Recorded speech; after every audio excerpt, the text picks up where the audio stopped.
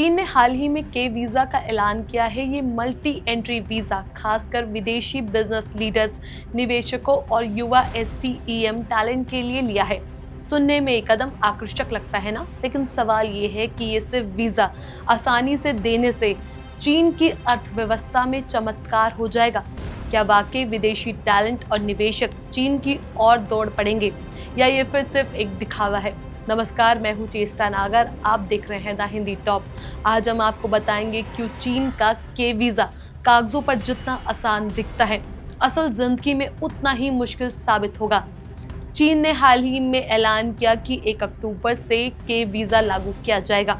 ये visa multi entry का होगा और खास तौर पर निवेशकों, बिजनेस लीडर्स और STEM क्षेत्रों के युवा टैलेंट के लिए बनाया गया है। चीन का दावा है कि इससे उनका कारोबार और रिसर्च के नए रास्ते खुलेंगे और वैश्विक स्तर पर उसका आकर्षण बढ़ेगा। लेकिन असली सवाल ये है, क्या ये सिर्फ वीजा आसानी से देने से विदेशी नागरिक चीन की ओर आकर्षित होंगे? असलियत ये है कि चीन की चुनौतियां सिर्फ वीजा तक सीमित नहीं है। वहाँ रोजमर्रा की जिंदगी में इतनी बाधाएं हैं कि विदेशी प्रोफेशनल्स और निवेशक लंबे समय तक वहाँ टिकना मुश्किल समझते हैं। सबसे बड़ी समस्या है भाषा की दीवार। चीन में अंग्रेजी का थोड़ा ही इस्तेमाल होता है, जिसकी वजह से विदेशी नागरिकों को काम से लेकर सामान्य बातचीत तक हर जगह दिक्कत होती है। बच्चों की पढ़ाई, हेल्थ केयर, इंटरनेट की सेंसरशिप और सख्त सामाजिक माहौल भी उन्हें असहज कर देता है। दूसरी चुनौती है कानूनी और डेटा सुरक्षा का खतरा।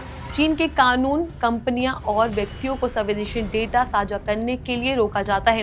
विदेशी कंपनियों और टैलेंटेड लोग इस माहौल में खुद को सुरक्षित महसूस नहीं करते। तीसरी रुकावट तकनीकी पाबंदियां हैं। अमेरिका और उसके सहयोगी देशों ने चीन पर हाईटेक चिप्स और AI टूल्स के एक्सपोर्ट पर रोक लगा दी। ऐसे में जो लोग प्रोफेशनल्स चीन जाते हैं, वो उन्हें भी जरूरी संसाधन नहीं मिल पाते। चौथी बड़ी समस्या भरोसे का संकट। पिछले कुछ वर्षों में विदेशी नागरिकों की गिरफ्तारी और राजनीतिक मामलों ने उलझाव से चीन की छवि को नुकसान पहुंचाया है। निवेशक और प्रोफेशनल सोचते हैं कि कहीं अचानक कोई कानूनी मुसीबत न खड़ी हो जाए। पांचवी दिक्कत है नियमों का अनिश्चित होना। चीन की सरकार ने अचानक टेक कंपनी और रियल एस्टेट सेक्टर पर बड़ा कदम उठाया है। इससे ये साबित होता है कि वहाँ नीतियाँ कभी भी बदल सकती है। कोई भी निवेशक अस्थिर माहौल में पैसा नहीं लगाना चाहता। छठा मुद्दा स्थायी निवास का। चीन में ग्रीन कार्ड या स्थायी निवास पाना लगभग नामुमकिन है। प्रोफेशनल्स चाहते हैं जहां वो काम कर रहे हैं वो लंबे समय तक अपने परिवार के साथ सुरक्षित रह सके, लेकिन चीन की ये सुविधा उन्हें नहीं मिलती। सातवां कारण है बौद्धिक संपदा की चिंता। चीन ने अपने IP कानूनों में सुधार तो किया, लेकिन प्रवर्तन कमजोर है। कई विदेशी कंपनी अपने रिसर्च और टेक्नोलॉजी चीन लाने से डरती है। आठवां पहलू है विकल्पीय एशिया हब का आकर्षण।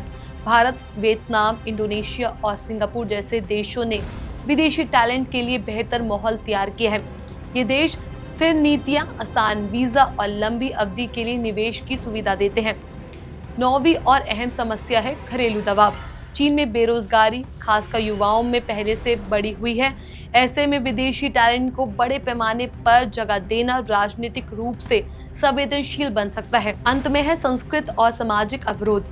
विदेशी नागरिकों को चीन में न सिर्फ भाषा बल्कि सेंसरशिप, अभिव्यक्ति की कमी और व्यक्तिगत आजादी पर रोक का भी सामना करना पड़ता है। यानी चीन का के वीजा सिर्फ एक PR रणनीति है। ये कदम दिखाने के लिए कि चीन महामारी और वैश्विक झटकों के बाद दुनिया के लिए खुला है।